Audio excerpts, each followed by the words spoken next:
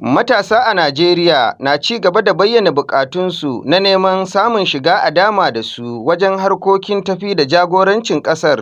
Matasan sun bayyana haka ne yayin wani taron karawa juna sani wanda asusun gina makomar matasan Najeriya wato NYFF yayi a jihar Borno. Umar Mustapha Muhammad shine jami'in ayyukan haɗin gwiwar shirya taron. Ma'anan wannan taron shine matasa ya za a yi su engaging kansu a decision making. Ya za a yi zama cewa matasa ana cakudawa da su ana duk wani abin da ya shafi na society, saboda matasa su ne manyan gobe. Idan a yanzu ba a yi training na matasa sun zama na cewa suna da accountability da transparency wanda za su shiga cikin manya masu makamai su yi abubuwa da su ba, so lokacin da ya zama na babu wannan manyan matasan ba za su iya ba.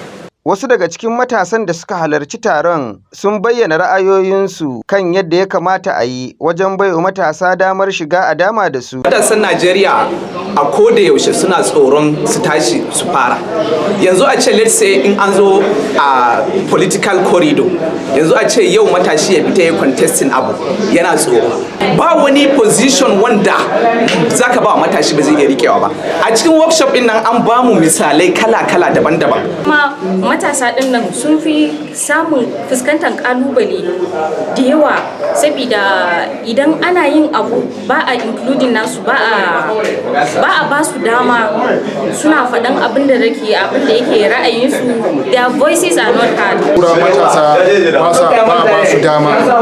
ba su dama su contesting legislative process, be it to in leadership positions. Ahmad Sadu Sanda na ɗaya daga cikin masanan da suka gabatar da kasida a gurin taron. Dalilin da ya sa matasa har yanzu akwai koma baya da cikas da sabani game da harkoki da al'amuransu shine a yau kullum matasa ba sa cuɗanya da manyansu, tsoro suke yi, har yanzu akwai tsoro a wajen matasa. Matasa suke da kaso mafi tsoka na yawan al'ummar Najeriya, sai dai suna ganin har yanzu damar da aka ba su bata taka kara ta karya ba. Sabiu Malam Malam, Quick Action TV daga birnin Maiduguri.